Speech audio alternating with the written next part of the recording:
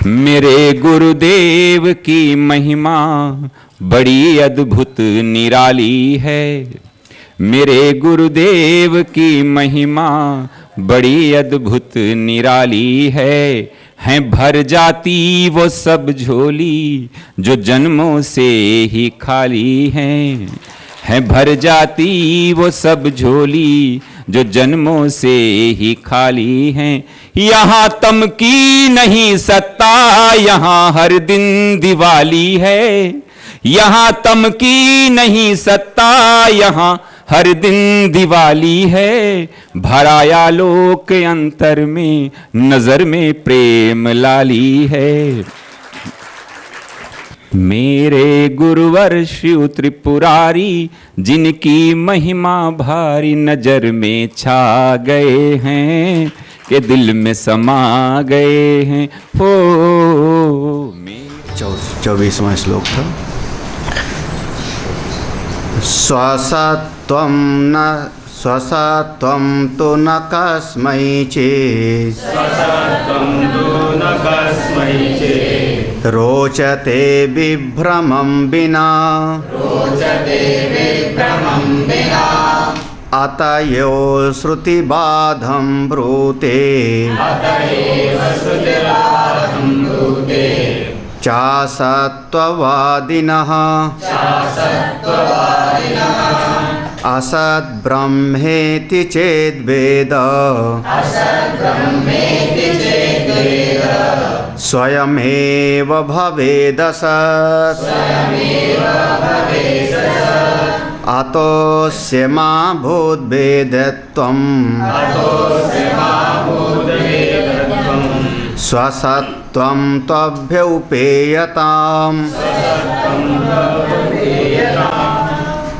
स्व एक एक शब्द पर ध्यान दो। 24वें श्लोक पे स्व असत्वम न तो कस्मैचित्। स्व असत्वम अपनी सत्ता का निषेध, अपने आप का ये कहना कि मैं नहीं हूँ। कस्मैचित् माने किसी को भी न रोचते, अच्छा नहीं लगता, न रोचते। हाँ, अगर किसी को ये बात समझ में आती है कि मैं नहीं हूँ, तो ऐसे आदमी को हम कहेंगे कि तो भांग खा के पगला गया है, विभ्रमम। कभी भांग का नशा चढ़ गया, दारू का नशा चढ़ गया, तो आदमी कह सकता है कि हाँ मैं मर गया हूँ। हाँ, हम लोग दृष्टांत सुनाते हैं ना, एक बनारस में, काशी में भांग पिया और भांग पी करके गंगा जी किनारे किनारे घूमने गए और वहाँ पहुँच गए जहाँ पर जलाए जाते हैं मणिकर्णिका घाट। दर्जनों वहाँ पर जल रहे हैं, उनको देख करके भांग का नशा चढ़ा और वहीं लेट गए बालू में। और अपने सारे पुत्रों को बुला के कहा, अरे देखो देखो मैं मर गया हूँ, अब चिता लगाओ जलाओ, चिता लगाओ जलाओ मुझको, मैं मर गया हूँ। और भांग का नशा जो कभी किया होगा ना, एक बार जो धुन सवार हो जाए, जो सवार हो जाए, हंसना शुरू कर देवे तो घंटों हंसेगा, रोना शुरू कर देवे तो घंटों रोते रहेगा। भांग के नशे में खाना शुरू कर देवे तो 15 पूड़ी खा जाओगे।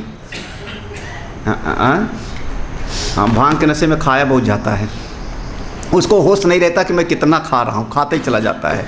तो वो फिर अगर मान लो आदमी कहता है मैं मर गया हूँ, मुझको जलाओ, तो सुनने वाले क्या करेंगे? चिता लगाएंगे? तो सुनने वाले कहेंगे नहीं, पहले इसको थोड़ा बहुत घी खिलाओ। भांग का नशा उतरता है घी से, और दारू का नशा उतरता है मिठाई से। हाँ, इसीलिए जितना दारू की पियक्कड़ होते हैं, देखो नमकीन खावेंगे, वो नमकीन खाओ। हाँ, कोई दारू पीने वाला अनुभवी तो नहीं है। हाँ, वो कहेगा प्याज लाओ, नमकीन लाओ, उससे दारू का नशा चढ़ता है। और मिठाई दे दो, लड्डू खाओ तो कम होता है। भांग का नशा अगर चढ़ जावे तो खूब रोटी बनाओ और उसमें 4-5 चम्मच घी खूब डाल करके उसको खिलाओ, भांग का नशा उतर जाता है। तो ये वास्तव में जो बोल रहा है कि मैं मर गया हूँ, ये विभ्रमम, ये पगलाया हुआ है, ये समझदार नहीं है, क्योंकि अपनी सत्ता का निषेध कभी कोई कर नहीं सकता। भाई मैं मर गया हूँ ये कैसे कहोगे? तुम मर गए हो तो बोल कौन रहा है, जान कौन रहा है? आतयो श्रुति बाद हम, इसलिए श्रुति जो बता रही बार बार श्रुति बता रही क्या, सदैव सौम्य इदम अग्रे आसीत, सृष्टि के पहले एकमात्र सत ही था। तो ये चाह असत्ववादी ना, ये जो सूर्य कह रहे हैं मैं नहीं हूँ, असत है, शून्य है, उसका बात कर दिया ना श्रुति ने। सत एव सौम्य, सृष्टि में एक सत ही सत है था। इसका मतलब जो लोग कहते हैं असत असत था उसका निषेध करते। अतएव श्रुति बाद हम, श्रुति ने उन लोगों का, किनको, असत्ववादिनः, उनका निषेध कर दिया, क्योंकि अपनी सत्ता को कभी कोई इनकार नहीं कर सकता। किसी को अच्छा नहीं लगता मैं हूँ। हाँ, ये अलग बात है, आज मैं देह हूँ, आज मैं मनुष्य हूँ, कल इस शरीर को छोड़ के जाऊँगा, देवता बन जाऊँगा, तब भी मैं रहूँगा, मैं देवता हूँ। फिर हो सकता है कभी मैं दैत्य बन जाऊँ, लेकिन मैं हूँ। वो अपनी सत्ता है। और किसी ने अगर ऐसा विचार किया नहीं, असत ही असत है, सब झूठ सब झूठ सब झूठ, मेरा होना भी झूठ, तुम्हारा होना भी झूठ, तो असत ब्रह्मेति चेदवेत। अबे देखो श्रुति ने कहा कठोपनिषद में, असत ब्रह्मेति चेदवेत, अगर तुमने असत समझा सब कुछ तो स्वयमेव भवेत असत, आप शून्य में चले जाओगे। मरने के बाद फिर आप कहीं पर पहाड़ वहाड़ में बन कर के बैठ जाओगे, शून्यवत में चले जाओगे, अभाव में चले जाओगे, उसको हम कहते हैं अव्यक्त में चले जाओगे। जो असतवादी होगा वो अव्यक्त में लीन होगा, जो अव्यक्त से ही सब व्यक्त होता है और व्यक्त से फिर सब कुछ अव्यक्त में चला जाता है। तो अव्यक्त माने जहाँ पर सब है तो, लेकिन कोई चीज़ व्यक्त नहीं हो रही, जहाँ तमस छाया हुआ है, जहाँ अंधकार ही अंधकार छाया हुआ है, वहाँ पर चला जाएगा। स्वयमेव भवेत असत। अतः इसलिए इस प्रसंग में अस्य मा भूत, ऐसा विचार मत लाना अपने भीतर। वेद्यत्वम स्वसत्वम, अपनी सत्ता को हमेशा समझो कि मेरी सत्ता है, मैं अपने आप को जानता हूँ, बिल्कुल इसको उपेयताम, ये तुम्हारा उपाय है, साधन है, इसको कभी आप निषेध मत करो। मैं हूँ, मैं अपने आप को जानता, ये दो वृत्ति, मैं हूँ और मैं अपने आप को जानता हूँ। ऐसा कभी मत कहो कि नहीं मैं नहीं हूँ। अगर ऐसा कहोगे तो असत में चले जाओगे, अव्यक्त में चले जाओगे, फिर पूर्ण आनंद की प्राप्ति नहीं होगी। निषेध करने में सबसे बड़ा एक आदमी ने निषेध किया विदेश में, नीत्शे, फ्रेडरिक नीत्शे। उसने, जैसे बाद में बौद्ध दर्शन का आप लोग कहते हो शून्यवाद, फ्रेडरिक नीत्शे कहता है कोई सत्य नहीं, सब मर गया, ईश्वर भी मर गया। लॉजिक उसके पास बहुत था। और ऐसा कहने वाला कि ईश्वर भी मर गया, गॉड इज डेड, और कुछ नहीं है, सब जो अंत में पागल खाने में मरा, आखिरी स्थिति को पागल खाने में मरा। तो वो सब लोग, बहुत कम लोग जो है उस पर विचार करते हैं। तो वही विभ्रमम, क्या हो गया फिर तुम, अंतिम स्थिति को आदमी ध्यान नहीं देता। जो लिखता है कि हमारी डायरी में कभी असंभव नाम का शब्द नहीं है, उसी आदमी ने अपनी कनपट्टी पर रिवॉल्वर रख करके गोली मारी। याद है ना कौन था, पढ़ाया होगा, हिटलर। हमारी डायरी में कोई असंभव शब्द नहीं, फिर अंत में सुसाइड करता है बंकर में। तो इसलिए जो है कभी जो है ठीक है, अपनी सत्ता का इनकार नहीं। अच्छा, कैसा है फिर मेरा अपना? हाँ, एक बात बताओ, ये जिसको आप कह रहे हो मैं ब्रह्म हूँ, मैं हूँ, मैं अपने आप को जानता हूँ, वो कैसा है? कैसा? कहते हैं यही तो तुम्हारी समस्या, पूछ रहे हो कैसा है, क्योंकि आज तक तुम देखे हो गोल, चौकोर, लाल, पीला, छोटा, बड़ा, तो तुम कोई आकृति वाला देखना चाह रहे हो ना, तभी तो कह रहे हो कैसा है।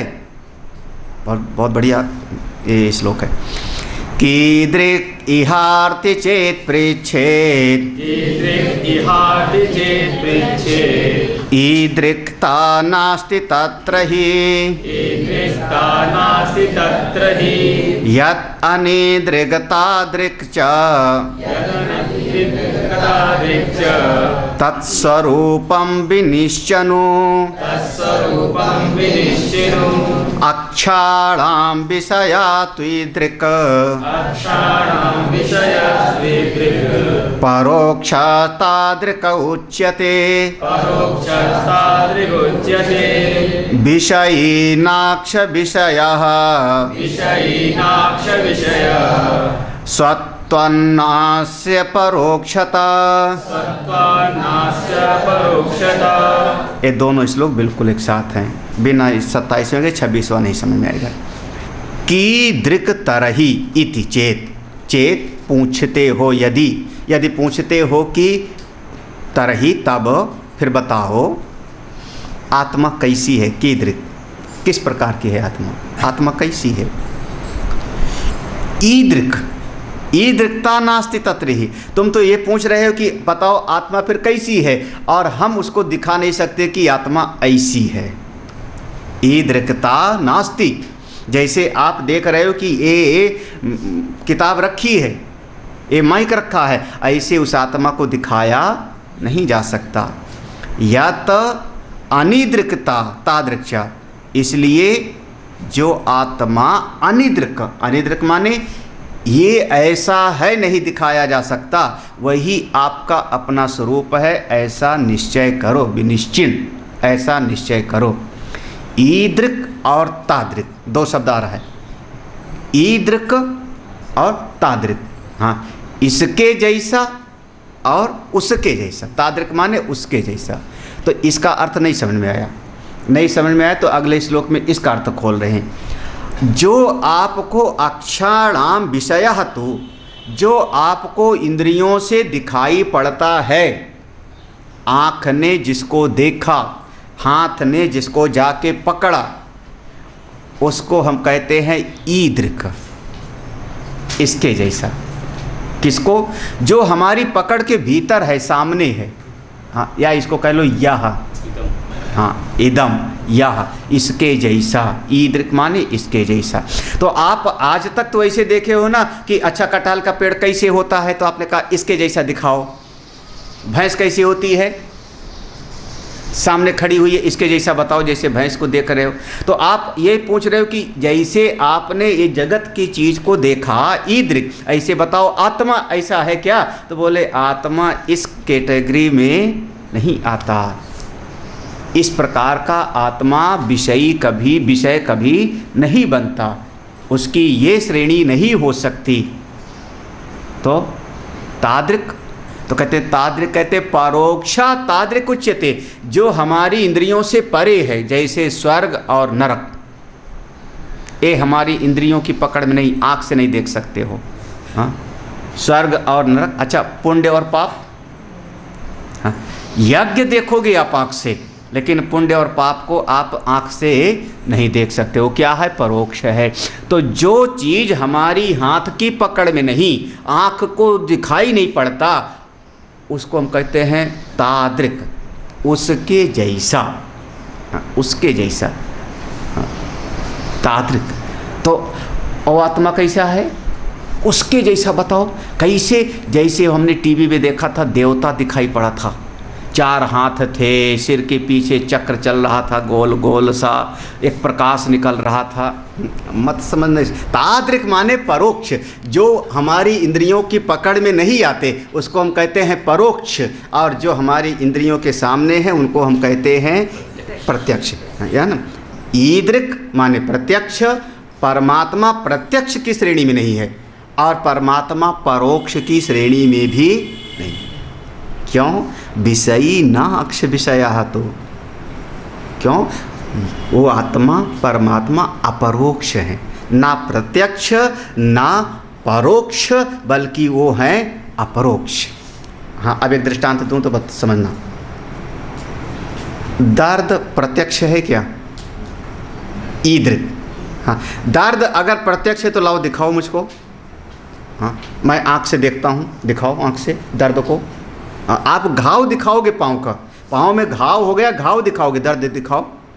अच्छा, हाथ से छू के जानता हूँ, हाथ से छूँ तो दर्द पता थोड़े लगेगा, घाव दिखेगा, घाव का एहसास होगा। नहीं, दर्द को आप किसी को प्रत्यक्ष नहीं दिखा सकते, तो दर्द को आप प्रत्यक्ष नहीं दिखा सकते। अच्छा, दर्द परोक्ष है, कहीं आसमान में, कहीं बाहर है। हाँ, तो दर्द हमारी इंद्रियों के द्वारा पकड़ में नहीं आता, और दर्द परोक्ष भी नहीं है, बल्कि दर्द क्या है, हमारी अनुभूति है, मेरा अनुभव है, उसको हम कहते हैं अपरोक्ष। ठीक है। अच्छा, प्रेम प्रत्यक्ष है कि परोक्ष? प्रत्यक्ष, बोले दिखा नहीं सकते। अच्छा, तो कहीं तीसरे लोक में है परोक्ष? बोले नहीं, वो क्या है, अपरोक्ष। मूक स्वादन वत, गूंगे के गुड़ का स्वाद। अच्छा, मिठाई खाओ,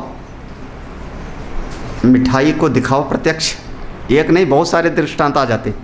हाँ, जो मिठास आपको लगा आप दिखाओ मुझको, जलेबी मीठी है, दिखाओ मिठास को।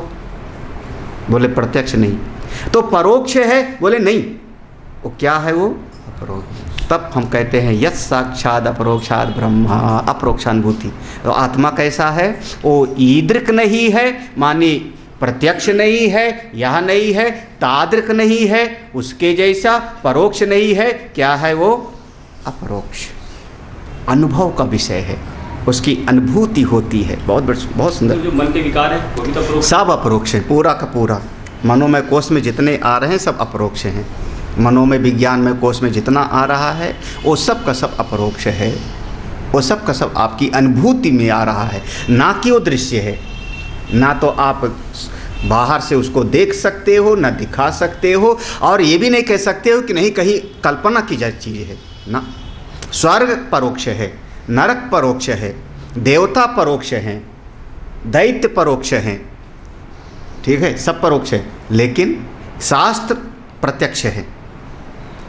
तुम बैठे हो, हमारे प्रत्यक्ष हो, आप हमको देख रहे हो, मैं प्रत्यक्ष हूँ आपके, लेकिन अहम अहम अहम ये वो पूछने वाला पूछ रहा है ना, इसीलिए तो पूछ रहा है कि जैसे सबको हम आज तक देखे हैं कि एक गाय, ए बैल, ए भैंस, ए वस्तु प्रत्यक्ष, तो या तो आप बताओ आत्मा प्रत्यक्ष है, और या तो बताओ कि आत्मा कहीं मरने के बाद दर्शन होगा, परोक्ष है। तो कहते हैं ना तो परोक्ष है और ना ही प्रत्यक्ष, वो प्रतिक्षण का अपना अनुभव है, प्रतिक्षण की अपनी अनुभूति है, वो अपना अपरोक्ष है। इसलिए मरने के बाद मुक्ति का आनंद नहीं है यहाँ पे।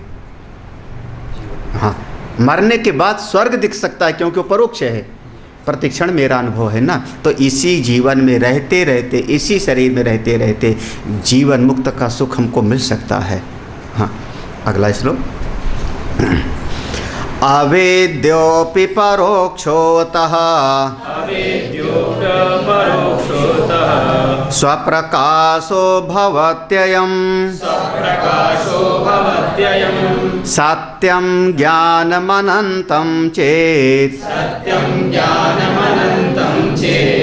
अस्तिह ब्रह्मलक्षणम् यस्ति यह चेत यह तीह अवेद्यो अपि अपरोक्षः। देखो यही कह रहे हैं, आत्मा कैसी है, वो ज्ञान का विषय नहीं है, ज्ञेय नहीं होती। अवेद्य माने जैसे हमने फूल को देखा, कल हमने कहा था ना, ज्ञेय, ज्ञाता और ज्ञान।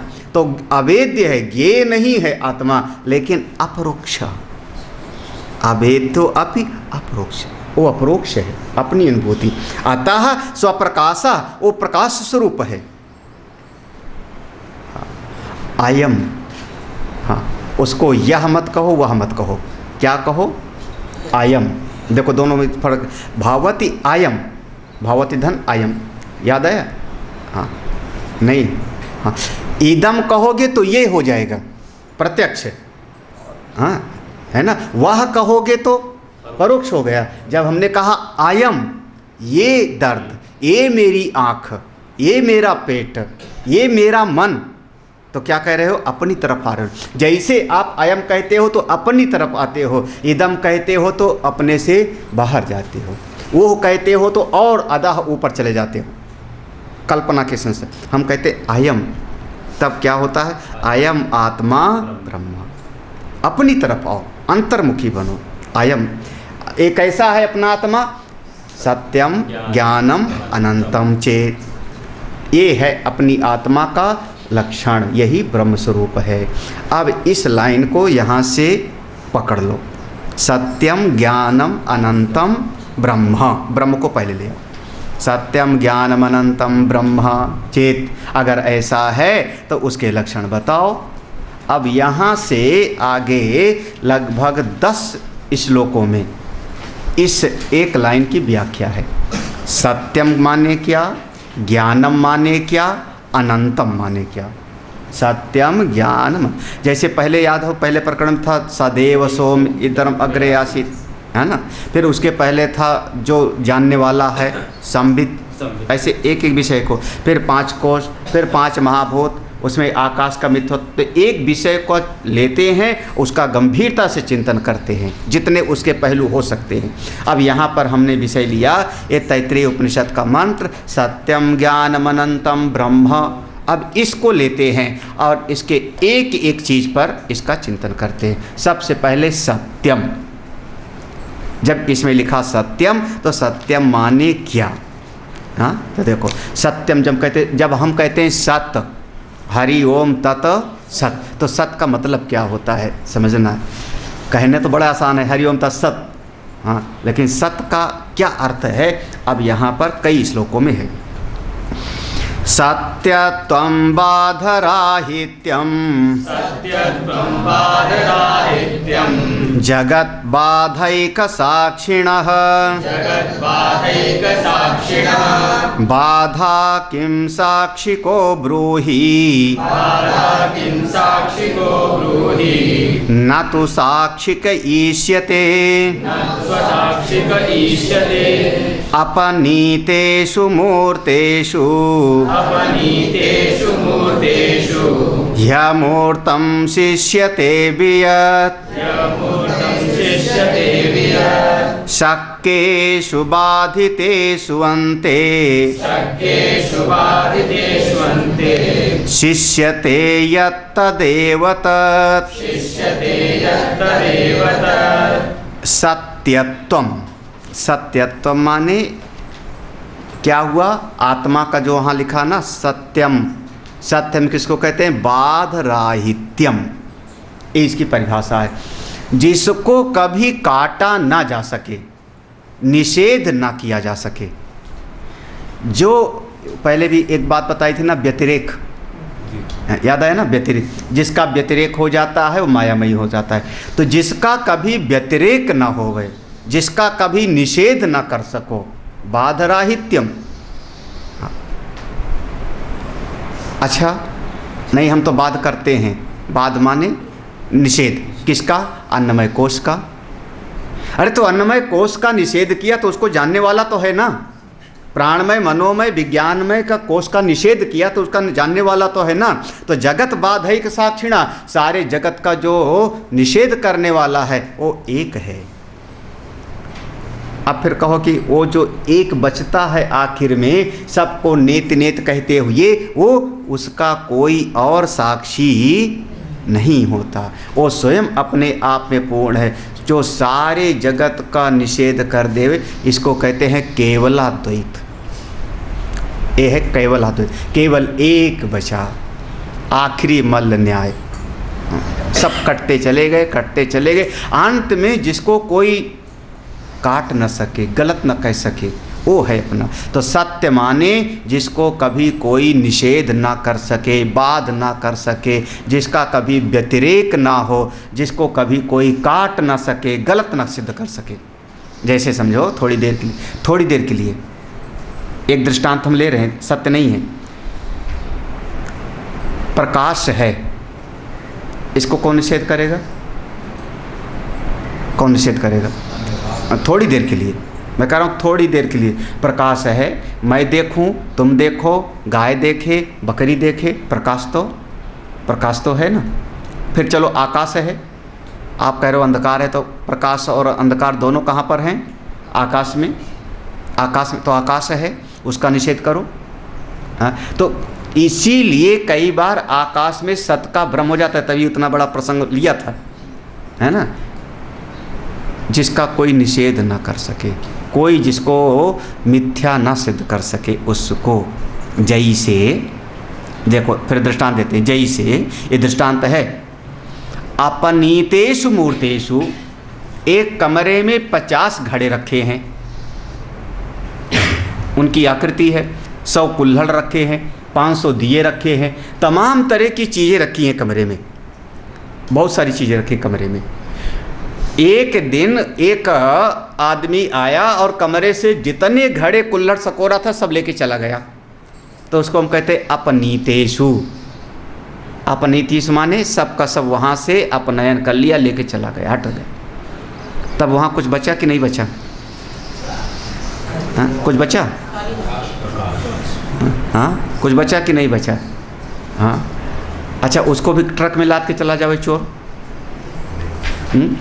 भाई कुल्हड़ लेके चला गया, घड़ा लेके चला गया, दरी बिस्तरा लेके चला गया, गैस सिलेंडर ले आके चला गया, ट्रक में लाद ले जाते हैं दिन ही में। अब अड़ोसी पड़ोसी समझते हैं शायद ट्रांसफ़र हो गया, तो अच्छा पूरा सामान लाद ले गए, कुछ बचा ना अंदर? नहीं। हाँ, अरे आकाश तो बचा ना। हाँ, वो जो कमरे के अंदर, आप सब यहाँ से चले जाओ, हमारी दीवार लेके जाओगे क्या? कमरे का खाली जगह तो रहेगा नहीं, इसको कोई नहीं। तो ही अमूर्तम शिष्यते, शिष्यते माने यहाँ पर बाकी रहना, शेष रहना। तो जैसे एक कमरे का आकाश बाकी रहता है सबके चले जाने पर, वैसे बाधितेषु अंते, संसार की जितनी चीज़ों का सकेश बाध कर सकते हो, सामर्थ्य है किसका? नाम रूप का, जो जो दिखाई पड़ता है दृश्य का निषेध कर सकते हो। तो जितनी चीज़ों को निषेध कर सकते हो सब निषेध हो जाएगा। तो अंत में जो अंते शिष्यते तत्तदेव, जो आखिर में बचा रहेगा, जिसको कभी निषेध नहीं कर सकते हो, वही आत्मा है। इसका नाम है परिशेष न्याय। अपने उपनिषद में और ब्रह्मसूत्र में इस पर बहुत ज़्यादा चर्चा होगी। ब्रह्मसूत्र में और उपनिषद में इस पर ज़्यादा, बृहदारण्यक में, उनमें परिशेष न्याय, जिसको कभी निषेध नहीं किया जा सकता, अंत में उसको हम एक्सेप्ट कर लेते हैं, वही सत्य है, जो सबका निषेधा अवधि साक्षी है, निषेधा अवधि साक्षी है। देखो उसी शब्द को फिर से कह रहे हैं, उसी को फिर से दोहरा रहे हैं क्योंकि थोड़ा सा चिंतनीय है। सर्वबाधे न किंचित चेत, ना किंचित तदेव तत्, भाषा एवात्र भिद्यन्ते, निर्बाधं तावदिष्यते, अतएव श्रुतिर्बाध्यं, बाधित्वा शेषयत्यदः,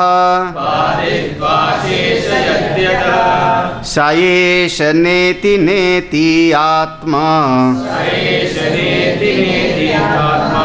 इत्येतद्व्यावृत्तिरूपतः।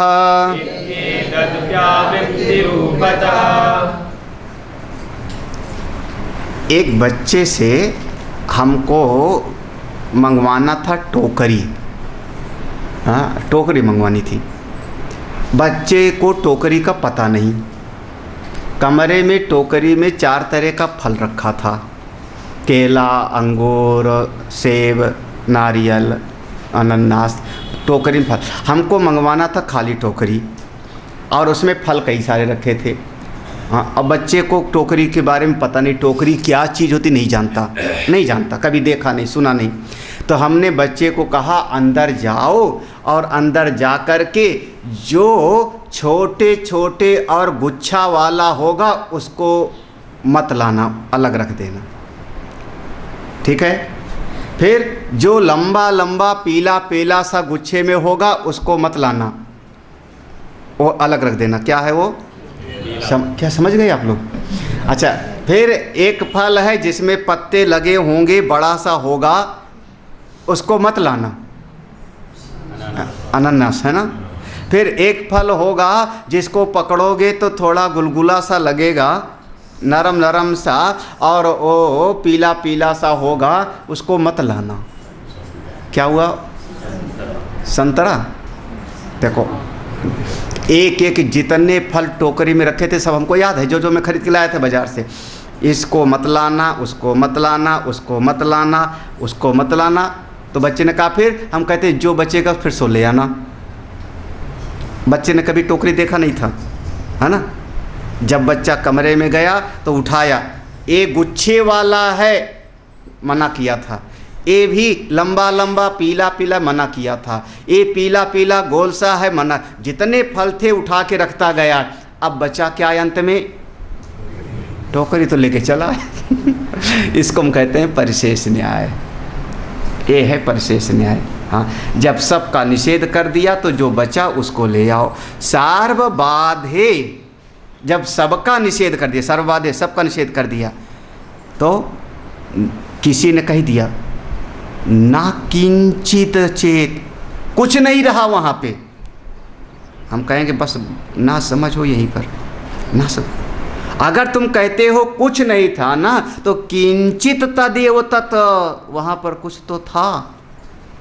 क्या कुछ नहीं था? यही तो था ना। हाँ, अभाव तो था। भाषा ही का फर्क है, हमको ज़्यादा अंतर नहीं है। भाषा एवात्र भिद्यन्ते, भाषाओं का ही भेद है। अगर तुम ये कहते हो कि कुछ नहीं था, तो कुछ नहीं को जाना कि नहीं जाना? जाना कि नहीं जाना? भाई घना अंधकार था, हाथ को हाथ सुझाई नहीं। जब आदमी कहता हाथ को हाथ सुझाई नहीं पड़ता था, तो सुझाई पड़ा तभी तो तुम बोले ना। ये बदतो व्याघात दोष है। हाँ, जब तुमको सुझाई पड़ा तभी तो तुम कह रहे हो कि कुछ नहीं सुझाई पड़। क्या पत्ती नहीं दिख रही, डाल नहीं दिख रही, नालियाँ नहीं दिख रही, लेकिन कुछ नहीं सुझाई पड़ रहा, ये तो तुमको सुझाई पड़ा ना। क्या बात है। हाँ, घने अंधकार में देखना, रात में, रात में आप बिल्कुल चारों तरफ से लाइट बंद, पर्दा खींचा और उठना, कुछ सुझाई ना पड़े, उस समय थोड़ा सोचना, कुछ तो अनुभव हो रहा है ना। क्या अनुभव हो रहा है? कि कुछ दिख नहीं रहा, ये अनुभव हो रहा है तुमको। हाँ, यही ना। तो जो कुछ नहीं को देख रहा है वही तो आत्मा है, वही तो ब्रह्म है। वो अभाव को भी तो प्रकाशक है। तो भाव का भी प्रकाशक और अभाव का भी प्रकाशक वही आत्मा।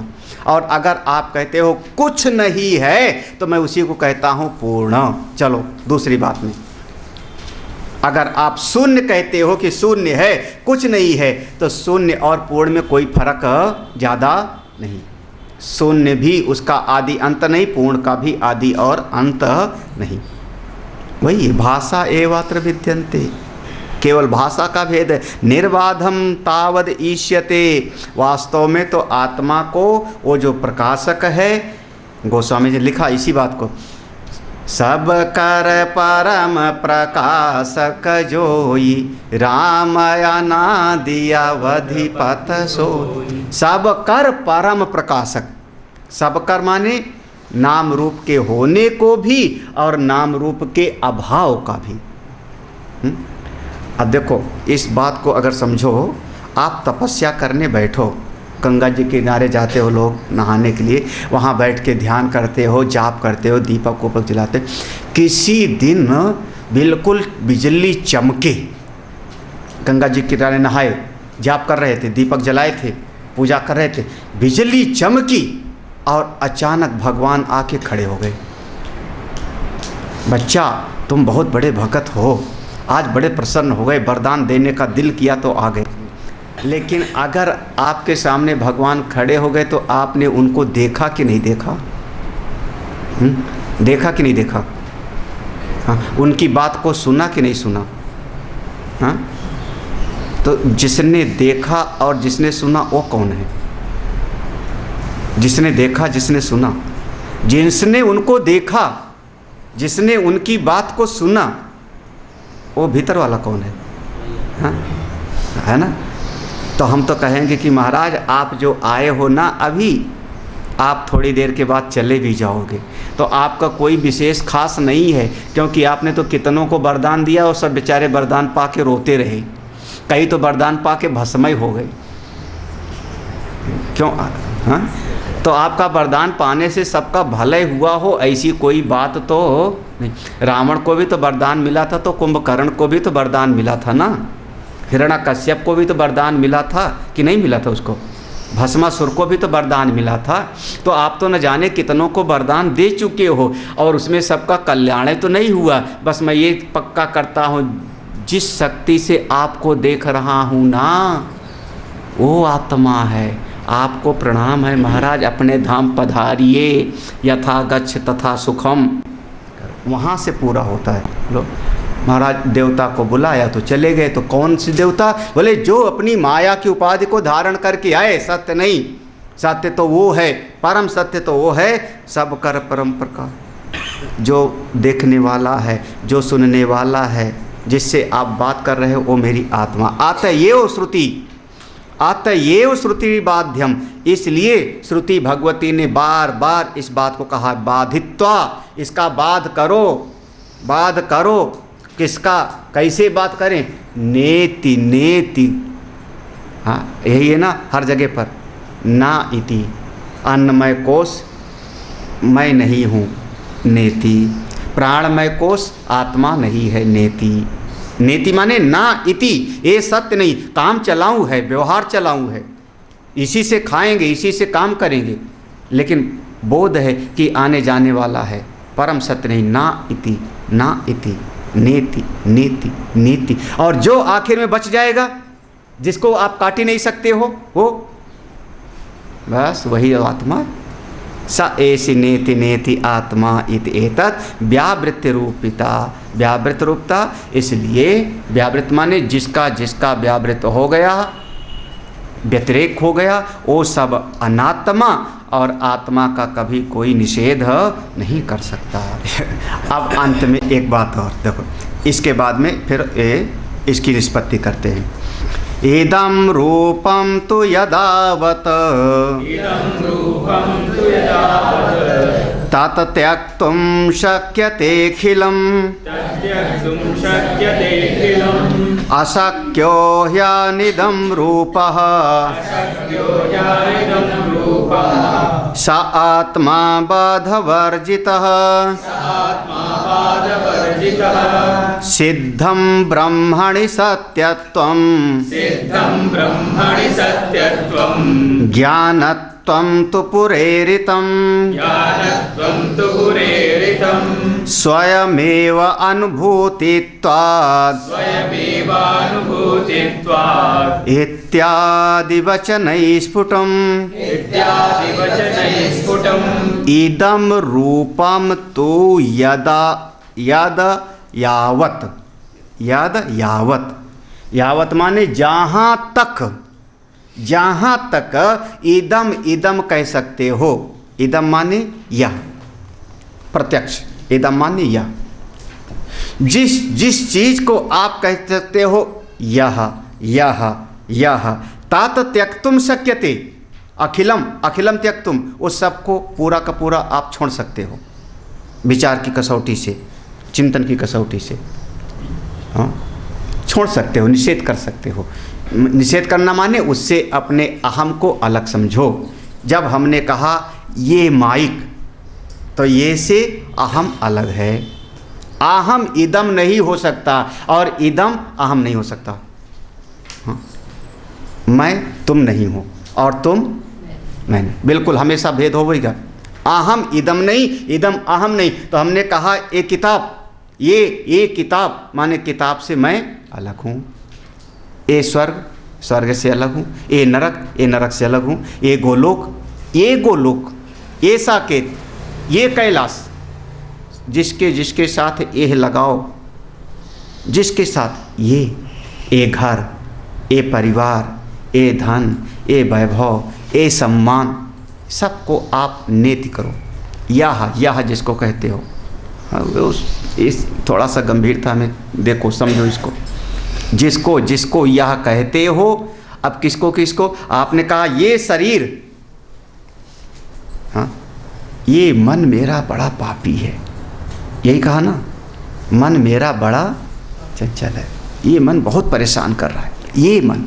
हाँ, तो जिसको जिसको यह कहा उसका निषेध करो। और जो अहम रूप है, असक्या ही अनइदम रूपम, अनिदम माने जो इदम नहीं है, जो अपना अहम रूप है, उसको आप निषेध कर ही नहीं सकते हो, उसको आप मना कर ही नहीं सकते हो। स आत्मा बाध वर्जिता, वो अपना आत्मा निषेध से परे है, वो अपना सत्य स्वरूप है, अपना ब्रह्म स्वरूप है। तो मूल रूप से यहाँ पर दो चीज़ का भेद समझो, अहम और इदम,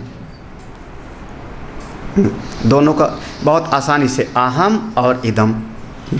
इदम, इदम जिसको कहते हो, इदम माने यह, इदम इदम इदम जिसको कह लो यह, वो सबका सब माया वाली चीज़ है। हाँ, मोटा मोटा कह रहा हूँ, बहुत आसानी से समझ। हाँ, जिसमें आप यह लगा दो वो सबका सब माया की चीज़ है। ये घर, ये परिवार, ये शरीर, ये मन, ये नरक, ये बैतरणी, ये स्वर्ग, ये सबका सब माया में। और जो अहम है, मैं अहम, जिसकी अपेक्षा से ये सापेक्ष जगत है, अहम है तो इदम है, अहम ना होवे तो इदम भी ही नहीं होगा, है ना। लेकिन इदम के बगैर भी अहम की सत्ता है। जगत में जब दो चीज़ें सापेक्ष होती है तो दोनों एक दूसरे को काट देती हैं, है ना। जैसे श्रोता हो तो वक्ता है तो श्रोता है, वो सापेक्ष हुआ। प्रकाश है तो अंधकार है तो प्रकाश है, वो सापेक्ष एक दूसरे को काट देगा। लेकिन अहम इदम की एक विशेषता क्या है कि अहम से इदम कट जाता है, लेकिन अहम का निषेध कभी ही होता है।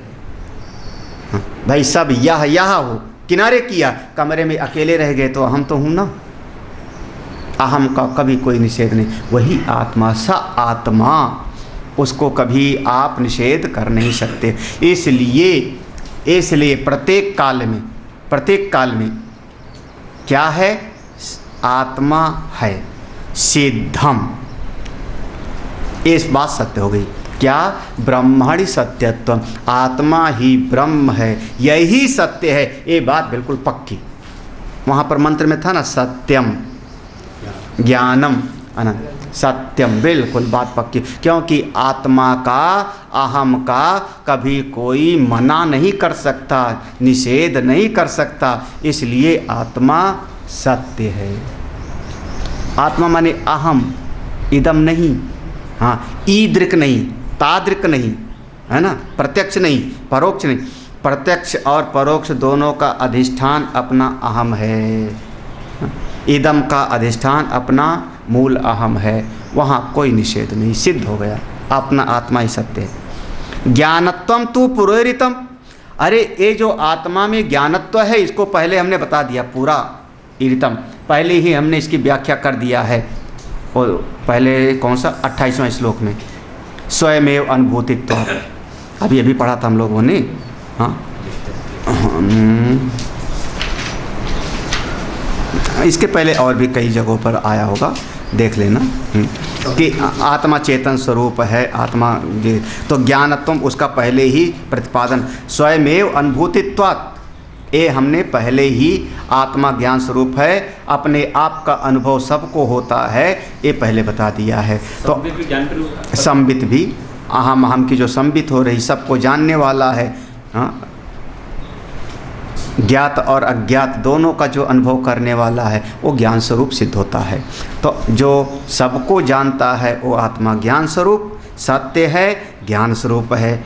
अब एक तीसरा शब्द था अनंतम, सत्यम ज्ञानम अनंतम। तो अनंतम शब्द की जो व्याख्या है हम लोग शाम को पढ़ते हैं, श्लोक पढ़ लेते हैं बाकी जो। न व्यापितत्वादेशतोऽन्तो नित्यत्वान्नापि कालतः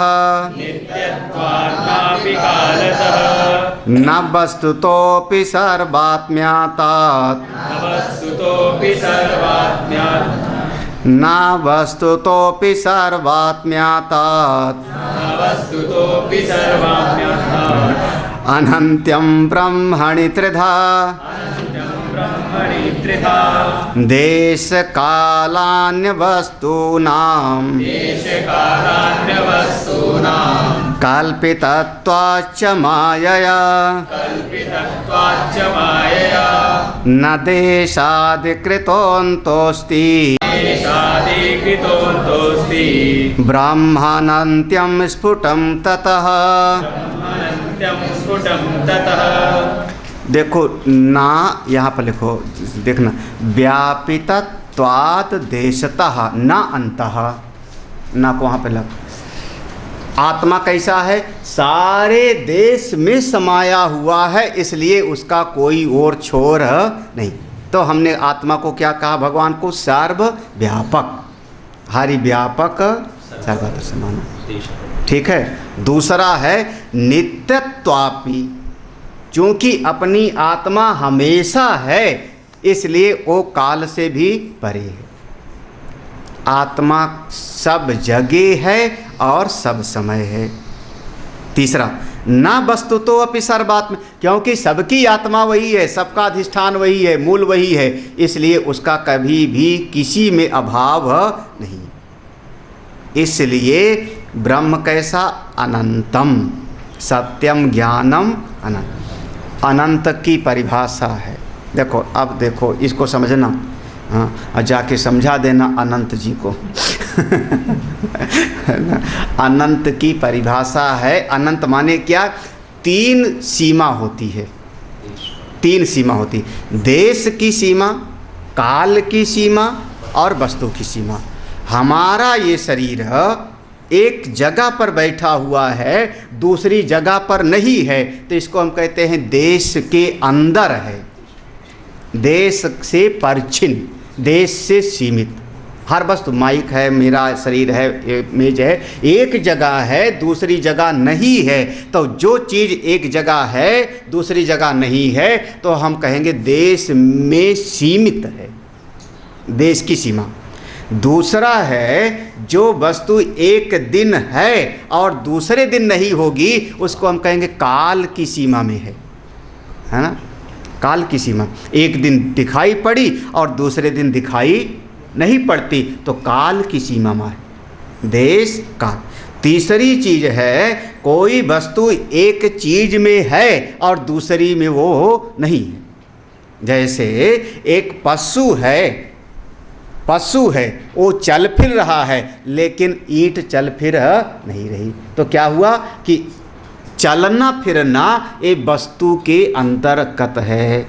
हम इसको कहते हैं देश काल वस्तु की सीमा, देश काल वस्तु परिच्छिन्न, देश काल वस्तु के अंत। अब देखो सारी सृष्टि आपको इसी में आ जाएगा।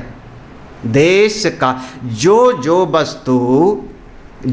वस्तु एक देश में हो वो मायामयी है, जो चीज़ काल में हो वो मायामयी है, और जो चीज़ एक में हो दूसरे में ना हो वो माया। एक फूल पीला है लेकिन लाल नहीं है, ये हो गई सीमा, वस्तु की सीमा। तो जो वस्तु, एक ऐसा तत्व जिसमें ये तीनों चीज ना होवे उसको हम कहते हैं आत्मा, जिसमें ना देश की सीमा हो, ना काल की सीमा हो और ना किसी वस्तु की सीमा। क्या बात है! देश काल वस्तु परिच्छेद राहित्य, ये है अनंत। हाँ देखो अब सीधा बड़े सरल भाषा में भगवान हैं, ये तो पक्का हो गया ना, पहले पक्का हो गया ना, सत्यम है ना। भगवान सब कुछ जानते हैं, ठीक है, चलो भगवान नहीं आत्मा कह लो। आत्मा है सत्यम, मैं ही ज्ञान स्वरूप हूँ, सब कुछ जानता हूँ, ज्ञानम। और आत्मा ऐसी माने जो हम कहते हैं जो सब जगह हो, सब समय हो और सब में हो, वो है भगवान। सब जगह, सब समय और सब में। आप लो, ये तो पूरा का पूरा आपका जो है जितना ये तमाम तरह का पुराण की कहानी है सब धराशायी हो जाती है ना, क्योंकि वहाँ पर जो होगा एक दिन प्रकट हुए तो सब समय नहीं थे ना, प्रकट हुए माने उनका पहले अभाव था, कहीं प्रकट हुए, एक जगह पर प्रकट हुए तो दूसरी जगह पर फिर वो नहीं थे। अच्छा, देवता लोग जाते ना एक देवता दूसरे के पास में, जब बेचारे गरुड़ परेशान होते होते गए भगवान शंकर जी के पास, तो भगवान शंकर जी ने कहा मैं कुबेर के घर जा रहा था, हाँ मिले हो गरुड़ मारग मोही के विध समझामो तो ही, आप बताओ इसका मतलब क्या हुआ? मारग कहाँ, दूसरी जगह जाने के लिए होता है ना, तो ब्रह्मा जी कहाँ बैठे हैं? ब्रह्मा जी कहाँ बैठे? कमल के फूल पर, है ना, कमल के फूल पर ना, यही ना पक्का। तो जल में कौन है फिर? कमल का फूल तो जल ही होगा ना, जल के अंदर ही होगा, जल में कौन था? अच्छा, जब कोई ऊपर बैठता है तो नीचे जो होगा, अब मैं आसन थोड़े हो गया हूँ, कमल के फूल पे बैठे होंगे तो कमल की पंखुड़ियाँ, उनमें कौन है? महाराज जो एक जगह होवे दूसरी जगह ना होवे वो आत्मा नहीं है, जो एक दिन होवे दूसरे दिन ना होवे वो आत्मा नहीं है, जो एक में होवे दूसरे में ना होवे वो आत्मा नहीं। ये निषेध है, ये व्यतिरेक का तरीका है। और अन्वय का तरीका कि जो सब में हो, सब समय हो और सब जगह हो, उसको हम कहते हैं अनंत। वो है ब्रह्मा, वो है हमारा सत्यम ज्ञानम अनंतम ब्रह्मा ना त्रिधा। तो कहते, ये अगला वाला श्लोक पढ़ा कि नहीं? 36वां पढ़ लिया। देश कालानि वस्तु नाम कल्पितत्वात्। अच्छा, अब फिर देश काल और वस्तु ये तीनों सपने में होता है कि नहीं? सपने में आकाश भी होता है, जंगल भी होता है, देश। सपने में काल भी होता है, दौड़ रहा है, वो आ रहा है अभी मारेगा, है ना, आ रहा है वर्तमान, अभी मारेगा मुझको, काटेगा, वो भविष्य। सपने में काल भी होता है, और सपने में हाथी अलग है, पेड़ अलग है, जंगल अलग है, पहाड़ मैं अलग हूँ, तब तो ना। तो सपने में देश काल वस्तु तीनों है, लेकिन सपने के देश काल वस्तु तीनों कल्पित हैं, तीनों में मात्र एक मेरा मन ही है, माया, मेरा मन ही। जैसे सारे सपने का मूल मेरा मन है, ऐसे देश काल वस्तु की जितनी कल्पना हुई इसका सबका मूल एक माया है। जो जो चीज़ आपको एक जगह दिखाई पड़े दूसरी जगह नहीं, वो माया है। एक दिन दिखाई पड़े दूसरे दिन नहीं, वो माया हो, चाहे जितना देवता होता हो कोई। एक में दिखे दूसरे में ना दिखे, वो सब माया। तो ना देशाद कृतो अंतोस्ति, जो ब्रह्म तत्व है उसमें देश काल वस्तु की कोई सीमा नहीं।